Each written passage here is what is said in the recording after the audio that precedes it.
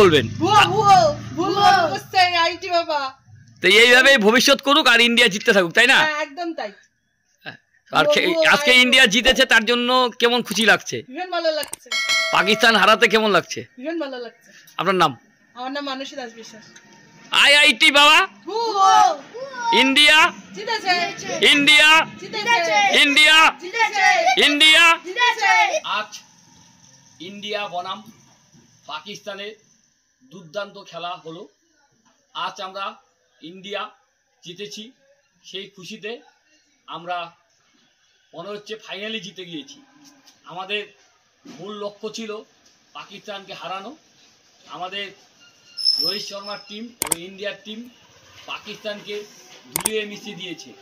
আমরা সেই জন্য আমরা সকলে মিলে আনন্দ ফুর্তি করলাম এবং ইন্ডিয়ার পতাকা নিয়ে একটু আনন্দ করলাম।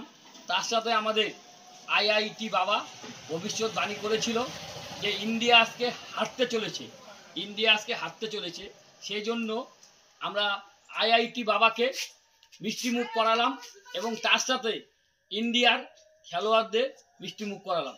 এইভাবে আজকে আমাদের যে জিত উপভোগ করলাম। যদি এখনও আমাদের খবরের দর্পণ চ্যানেলটি সাবস্ক্রাইব না করে থাকেন তাহলে এখনই সাবস্ক্রাইব করুন, সঙ্গে বেল বাটনটি ক্লিক করুন আর পেয়ে যান সব খবরের দ্রুত ভিডিও আপডেট।